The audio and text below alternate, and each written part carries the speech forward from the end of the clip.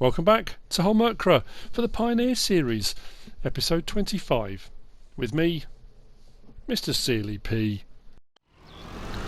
I am currently following some directions that were given to me by the Black Knight, so thank you very much.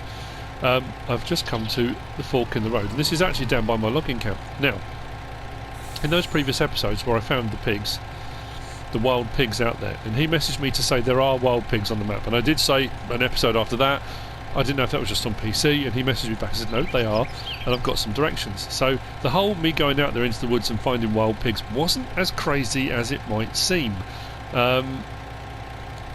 So yeah, what we're going to do from here, as far as I can tell, rock in front of me, big rock to the left, just over to the side there, a rise. We need to take the right fork and go for about 200 metres. Then on the right hand side, the ploughing is almost completed over at the main farm, and this is probably going to be the last episode. I'm going to get the trees in, I'm going to do the planting. That's how I'm going to finish off. My farm's set up, I'm doing my logging, the area that I originally cleared needs to be sorted, and that's what I'm going to do. I think it'd be a nice way to round everything off. Ah, I can see him, see him. I'll go quietly so we don't disturb them. But apparently there are all sorts of animals on this map, little Easter eggs dotted around the place. But it's a big map, and let's be honest, it'd be difficult to find things without just accidentally coming across them. Where did I see them? They're over here somewhere. Have I gone completely past them? Where are they?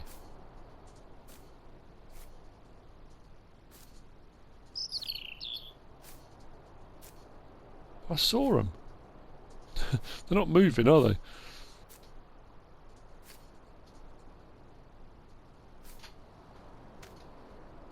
I saw them from the road. Now I'm losing my mind thinking I imagined it. No, they were definitely over here. Oh, there they are. Look. How cool is that? See? I wasn't making it up. Wild pigs. Cool. I can close that map now. Don't need that open. So they are there. Right. I'm going down to the store because I'm going to put a flat back on this. I'm also going to load up some sapling pallets so I can take them out on this. We'll lease, I don't think I've already leased it unless maybe I already have, it might be down there, the Damken PL75 planter. And we'll put some trees back.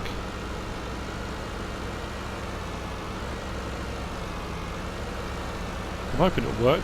That area I spent clearing all the stumps, I spent a while clearing all the stumps out. That was kind of the point behind it, was preparing for this. I said on the previous episode, I've just started my new Let's Play on Greenwich Valley. This one was coming to a close. I did everything I set out to do and more, because I really did not expect this Let's Play to go on as long as it did. This was a kind of, I'd started it on a whim. I've mentioned that before. I was away with my wife and took my PlayStation stuff with me. We were staying in a little cottage just before all the lockdown stuff was kind of brought into place. We were away for a week and I took my stuff with me, and I was sitting there and I thought, you know what, I want to do something a bit different, and I thought about the Pioneer thing, and I did initially say short run, maybe only 10 episodes, and it's gone on longer than I thought, which is great. What are we up to now? We're on episode 25, are we? So yeah, way more than I thought, which is great. Oh yeah, I did release it. I couldn't remember if I had or not. So Willie's Login Switzerland have offered their services and contracts and stuff on Greenwich Valley, and thank you to everyone that's been commenting, and thanks to all the subscribers and new and old, and thanks for all the feedback on the 50k vlog video. Oh yeah, while I'm on that, Don Woods is the winner, the lucky recipient. I thought I'd better do it on the next video I post. I left it a day or so, a couple of days, so plenty of people get to watch it and put their names in the hat. So the random pick is Don Woods, is the lucky winner of a copy of SnowRunner Premium Edition on the PlayStation 4. That will be winging its way to him. Congratulations, Don. Let's turn the engine off. What I want to get is the back for this, but it might need to be... Is it under baling? I'm trying to think now. So many different things. Or maybe it's not under baling technology. Oh yeah, there we go. Use one of these. Probably use that one. Obviously it's got to be that one. Leave that like that. And we'll lease it.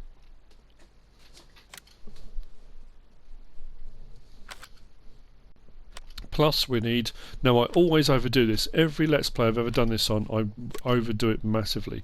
Now what we could do now, with the mods in place, we've got the pallet saplings there. Did I say poplars? I didn't mean poplars, I meant sapling pallets. We're going to replant trees, not poplars. But there's that mods now from DD Mod Passion, which means if we go into placeables and miscellaneous, what we could do, rather than take them up there ourselves, is have them delivered by using that mod. And the pallet saplings I could just have delivered to site and then go and collect them.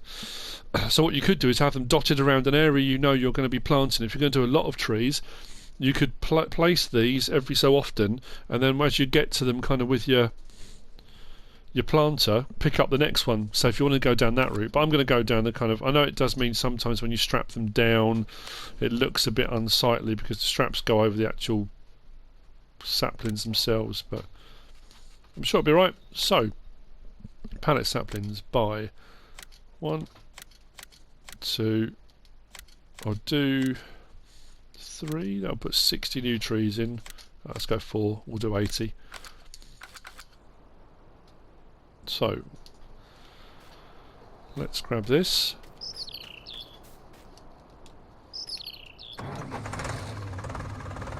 Actually probably be a better idea if I put the back on first, I think.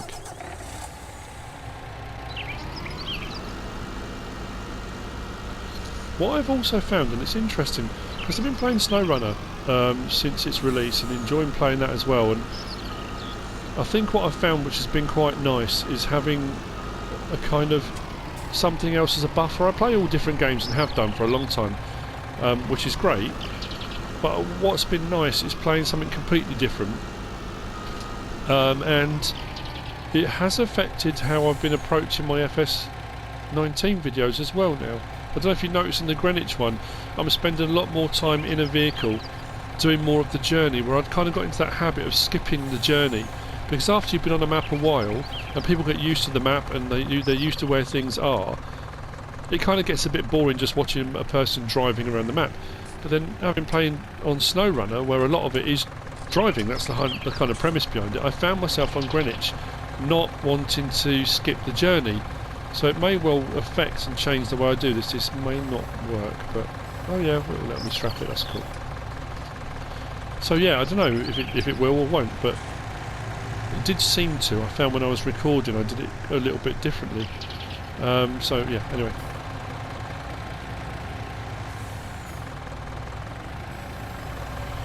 Yeah, so quite a few people have offered me ideas and suggestions, and I'm not going to be running subscriber contracts on Greenwich Valley. Not everyone likes them, but a lot of people don't like them at all. They absolutely hate them, and that's fair enough. You know, everyone's entitled to their opinion. Not everyone likes everything, and that's fine. It can be quite unwieldy and it can be quite difficult to do. And I did say on episode 1, I'm playing it for me, my sanity during these times. It's just going to be a play and enjoy and do stuff. That said, people that have suggested and offered services and things, I may well use those services as part of the narrative, as part of the story. So whilst they won't be subscriber contracts per se, I may use company names, I may use various... I don't know, I'm just kind of trying to find my feet with it. I know a lot of people out there are watching, and I've had loads of comments of people saying they've started their own YouTube channel, and you know, how do you edit and how do you choose your ideas and how do you come up with them? That probably, I know it sounds weird, and it's one of the harder things to do, to keep it fresh and interesting and different. And when you've been doing it a while, unless there are new mods, new maps, something really different and glaringly obvious that you can change or do differently, it's trying to find something new and interesting to do that becomes the key to it, becomes the trick. and also it's not even a trick really. And your ability to tell a story, I guess. It's, you know, I know it sounds harsh, and some people, I've had a couple of comments from people saying they've been doing it a while and not really getting anywhere, and there is no trick, there's no knack, there's no the secret. It's just doing it, putting your videos out there. Try to make it interesting, try to make it fun, try to be you, try to be honest, you know. But also, the key I found and find is make something you would want to watch. If I would sit and watch this myself, then other people probably will. If I do an episode, and I've recorded loads before, and when I've come to edit I've thought, oh, this is awful, what am I doing, you know, no one's going to want to watch this, I wouldn't watch it. That's your rule of thumb. If you edit it together and think, there's no way I would even watch this, then chances are other people aren't going to want to either. So yeah, there's no real trick. It's, you know, compared to some people, maybe my kind of rise up has been fairly rapid. Compared to others, it hasn't been. I think it's been quite a slow and steady rise. I had a sudden rocket when FS19 came out, which is fantastic. You know, don't get me wrong, I don't mind a, you know, a bump in subscribers is always fantastic. But the key to that as well is keeping them, keeping people watching. You know, you may have all the subscribers in the world, but if no one's watching the videos, again, that's a massive part of it. So, I don't know, it's the difference between doing it for fun and enjoyment, doing it as a YouTuber, doing it as a profession. Everything changes, and that's, I think, a big part of it as well, is trying to maintain that fun and enjoyment of just, I'm just doing this for fun, I'm putting out my videos, if people want to watch them they can, to then suddenly saying, I'm doing this as a profession, I'm now technically a YouTuber, that is my job, and then all of a sudden there's a risk the fun element goes, you know. And that's always a tricky one.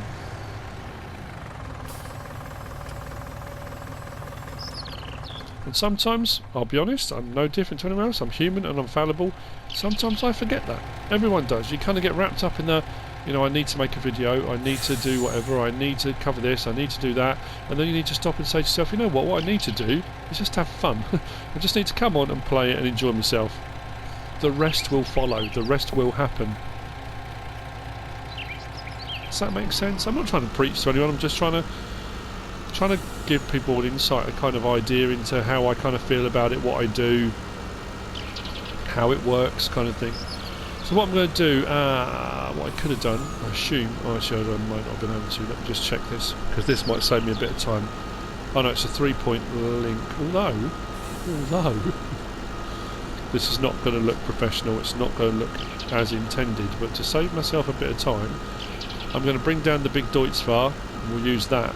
But what I could do, because it's a 3-point link, it's a 3-point link, it is, isn't it? If I do that, yeah, I'll get as far as I can with this. It might just be to the bottom of the hill, but that's the only, it's where I need to be really. Let's just hook that up. It's the beauty of these 3-point links, especially with the modded one you can put anywhere, is transporting stuff around whilst it doesn't look pretty. And in the real world, would you drive down the road with a tree planter off the front of it? No, of course you wouldn't, but potentially out in the woods you might. If you can get all your equipment there in one go, then do it. Speed this up a bit, let's get going. Put my foot on the whoosh pedal, let's go.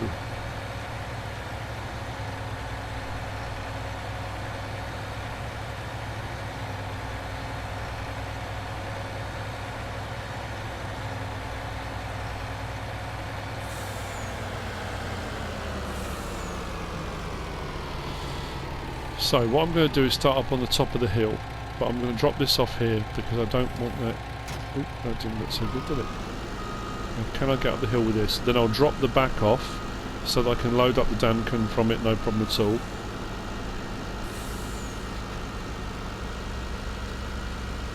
I have been tending to stay off these, especially on some of the hills, off the rutted bits, because it doesn't always like it, but sure, it'll be fine. Do. I don't know how well this is going to work, I really don't, it's got the lights on.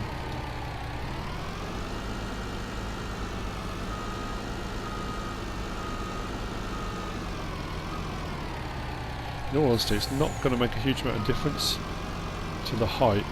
If I do that, see what I can do as well. Let's do that. Let's do that, that, and then do that. I'll just move that out of the way.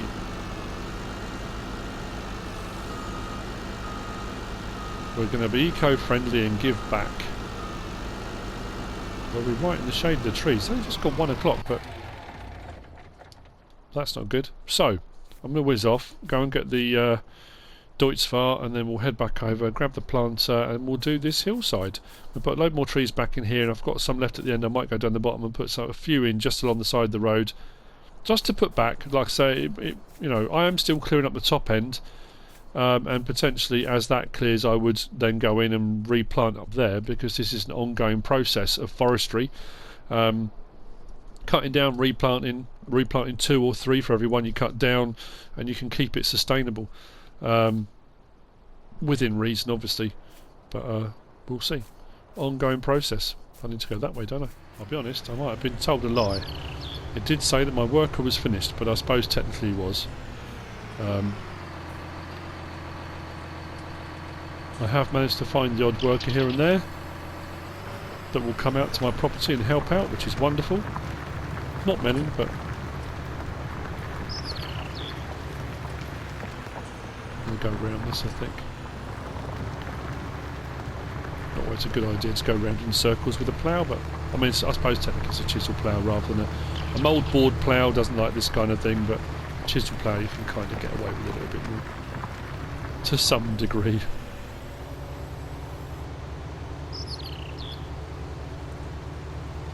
Oh, this is filthy. The state of it.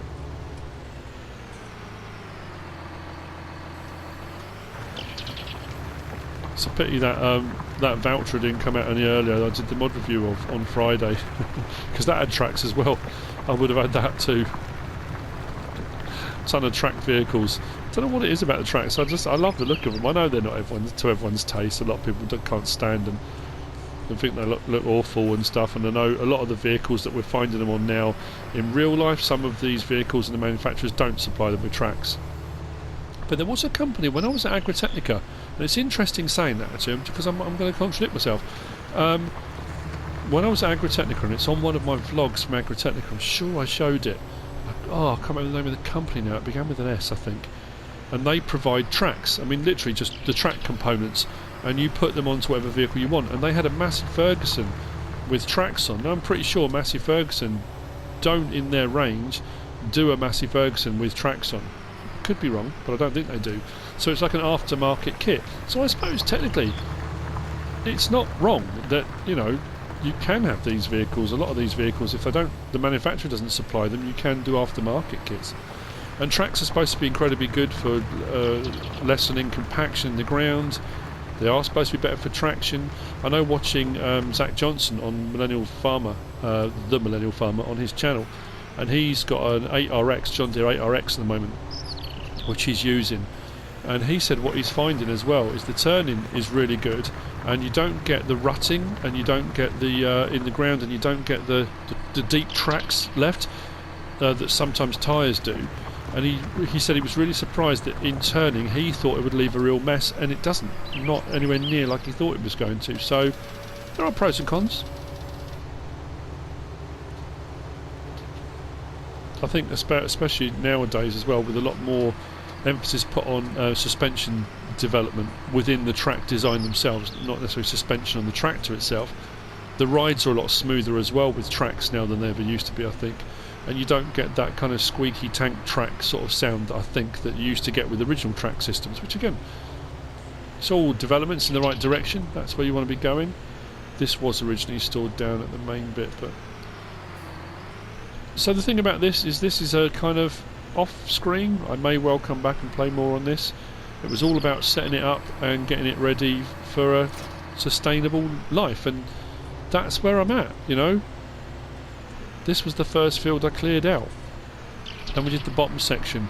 We did the meadow up the top. We put the beehives in. We added the extra shelters. We put the horse bit in as well.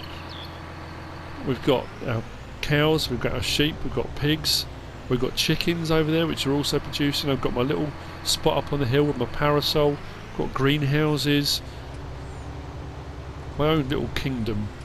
It's amazing.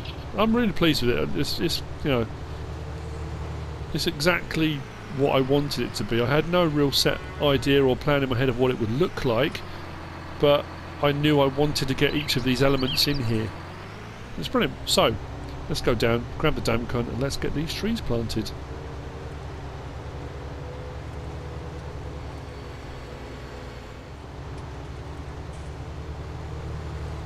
Okay.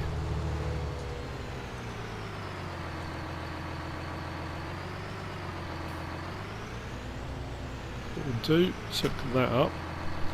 Then open up my help menu.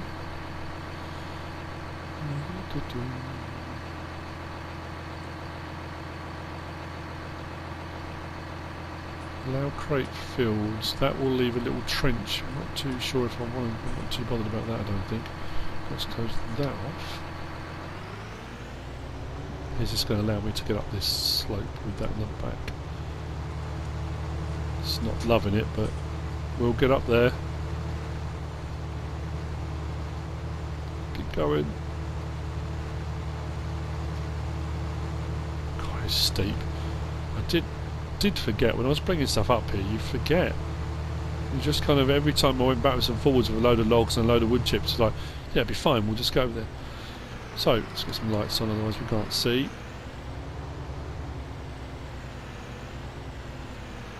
Run up alongside and is that too high up?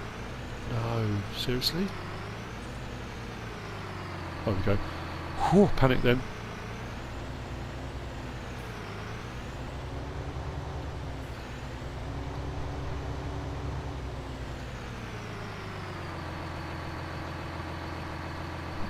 Curious actually, because I thought there was an option to adjust planting spacing and that kind of stuff. Did I dream that?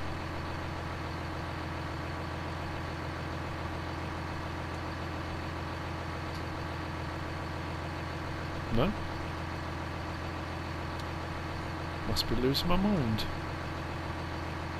Oh well.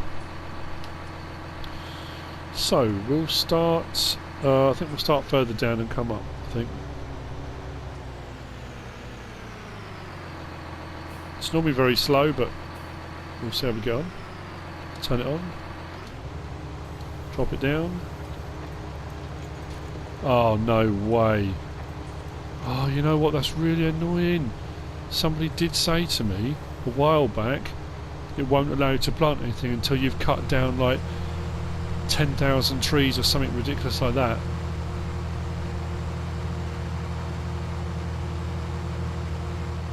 So the forestry itself, the forest won't let me.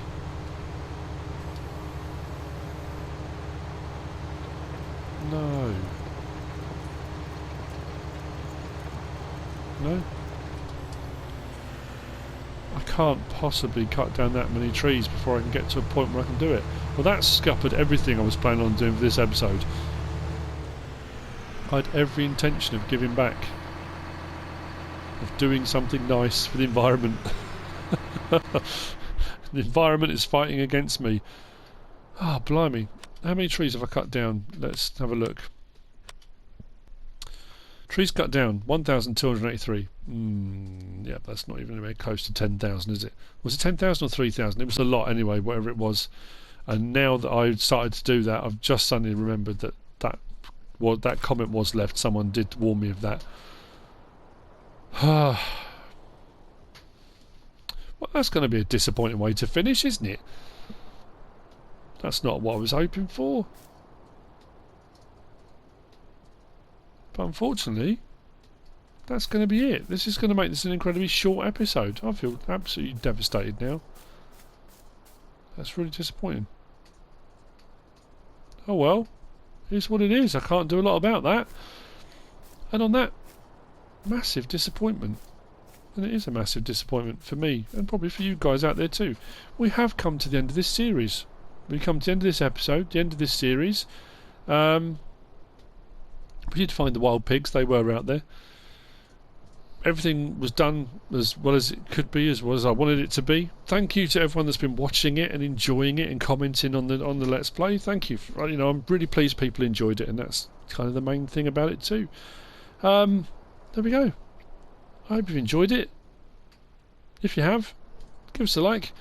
If you don't subscribe yet, please do. If you want to leave a comment, feel free. And if you want to share this video, then please be my guest.